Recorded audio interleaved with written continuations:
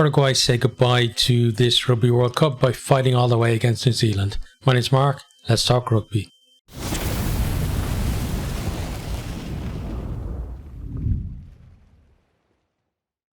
Uruguay actually started this one fairly well, holding onto the ball for the first 5 minutes, looking for a chink in that All Blacks defence. Couldn't really find it though, and you kind of got the feeling that New Zealand were just waiting to strike from, turnover ball. New Zealand, they do try that. They counter. We have a chip from Will Jordan. Freitas, he did really well to take him down, to deny him, a run in. Then Jacobson gets pinged for a neck roll. New Zealand, though, again, they turn the ball over in midfield. They get it out to Fainganuku. He breaks down the wing and he's stopped just short of the line. New Zealand, they recycle, and then Rygaard snipes over. We have a TMO review. We see that he's lost control. It was Sanguinetti dislodged the ball out as he was trying to ground, and it's a goal line dropout to Uruguay. Really great defence there from them. New Zealand then lose Lomax's injury, and this might be the end of his Rugby World Cup because he struggled with injury coming in. He got that big gash in the warm-up games, and it looks like he can't find fitness in this, and he's a big miss because I think himself and the Groot really were a good combination there in the props. So now it's up to others really in the propping stocks for them there. From here then, Uruguay, they come forward again. This time it's from their own turnover ball. They did really well, I thought, turning over New Zealand ball tonight. Mieres, he goes round the outside of the New Zealand defence. He showed some gas. It was almost like a sevens type thing where the player just thinks he's fast enough, so he's going around everybody. So he did that. He gets into 22, passed it inside, but it's spilled forward. But then New Zealand, I think they kicked it clear. The Uruguay comes straight back. They spread it through the hands out to the left to get around the edge of the New Zealand defence, and then Ardoa, he's going for the corner. He gets tackled by Ioane, and TMO check shows his foot is just in touch before he grounds. Would have been a great try and would have been well deserved for Uruguay, for all of their efforts in this game. New Zealand then have another try chalked off themselves. This one from Mackenzie, but it was because Moanga, there was a neck roll from him in the build up to it. So another dropout for Uruguay. New Zealand then they have a scrum right in front of the post. Scrum from them has been completely dominant in the game. It's another strong scrum here, and Moanga just puts Mackenzie over to score, and he did well to get it down because again Uruguay, they're not letting them away with anything. Moanga converts for 7-0, and that was almost like 20 minutes of the game. It was the 20th minute or something they scored in. Uruguay did so well to keep them scoreless for that long. We then have another strong scrum from New Zealand 5 minutes out. They've just got too many options, and Moanga is just able to run it in himself. He converts for 14-0. New Zealand then pinged for offside from a box kick. It was one of these ones where it went almost straight up and down, so they were inevitably offside. Echeverry kicks this to the corner. Great chance for Uruguay.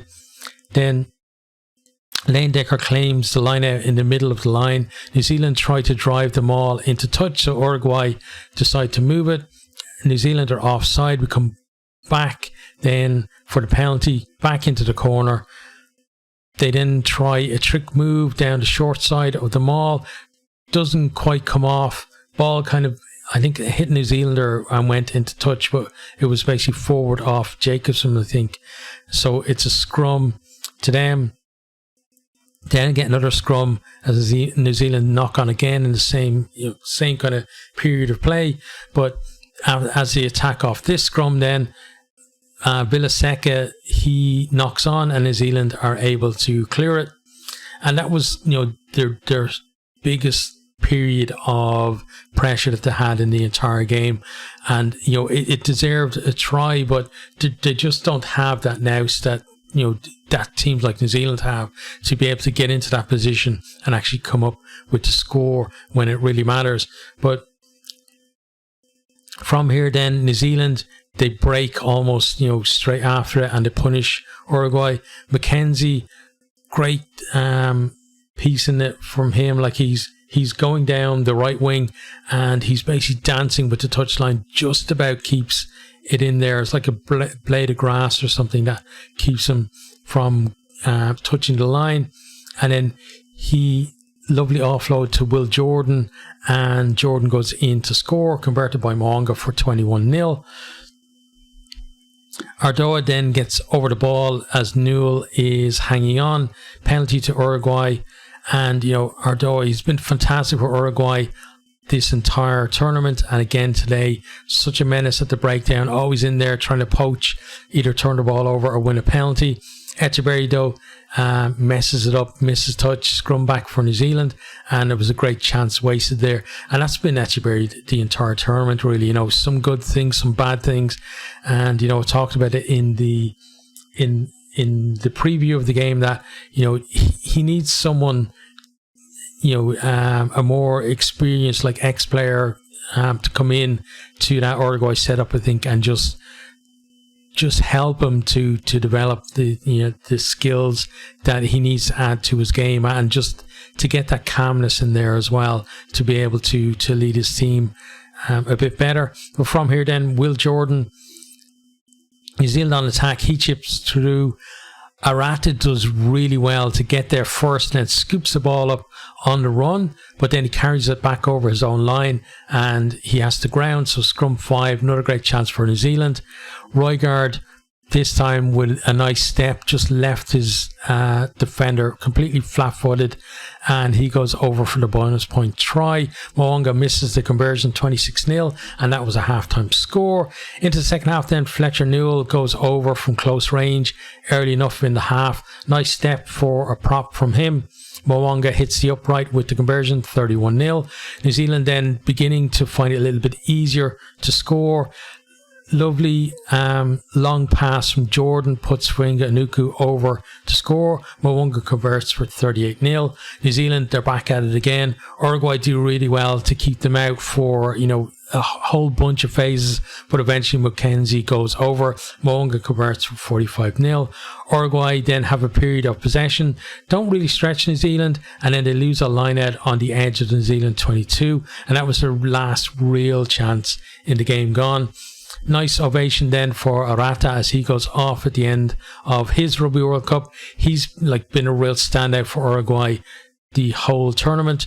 New Zealand then, they opt for a scrum in the shadow of the post when they win a penalty, put it through the hands, and Jordan just able to stroll in the right corner. Uruguay just looking a bit tired, but they're still fighting as well. It's not like Italy where the heads went down. They're still fighting. It's just that the legs, at times when New Zealand move the ball that quickly, just won't obey the head, really. Mackenzie converts this one for 52-0. Whinga Anuku then goes over in the left corner, and again New Zealand, they put it through the hands from halfway. I think, who was it? Caleb Clark and somebody, I can't remember who else was involved. I think maybe Leonard Brown in the build-up for that one. Just some nice hands there though. And then Mackenzie converts this one for 55-0. Williams then drives over. This one, New Zealand, were just kind of keeping it tight, going around kind of the edges of the ruck and, making ground. And then finally he goes over. Uruguay again, they're putting in the tackles and making them work for their score. Conversion makes it 66-0. Whinga Anuku then completes his hat-trick. And Uruguay just looking a bit stretched out wide, and they were in there, they were game, they were trying to turn ball over, but they got very narrow, and New Zealand, no better team to exploit that. Barrett converts this one for 73-0. That was the final score, Uruguay did have one last chance to counter right at the end, but there's the ball goes to the deck, and that was it, 73-0. So it's a big blowout score, but geez, Uruguay, they can be proud of the way they actually fought in the game. And that's the great thing about sides like this, is that they keep on going, and you just know that when they get the leg up that other teams have gotten, that we've seen have gotten better over the past few years, when they get that fitness about them, they're going to be more competitive. They may not be knocking on the door, beating New Zealand or whatever, but they might be knocking on the door to beat a tier 1 side and add to their, I think, 4 previous Rugby World Cup wins.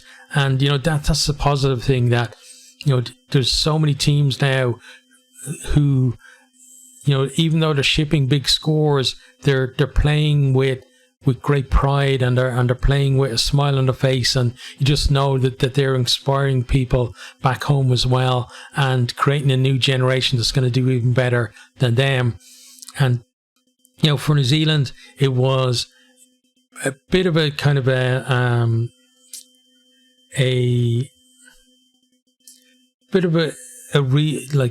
chance for the wider squad really to put the hand up for inclusion in the quarterfinals. There are some players who played tonight who are definitely going to be starting in a quarterfinal, whoever their opponents. But some of the wider squad just said, listen, I'm here, I'm doing well, scoring tries, the likes of Finganuku, Mackenzie, etc. Mackenzie, I think, will be into 23 for that quarter final, but probably won't start because he covers too many positions from the bench.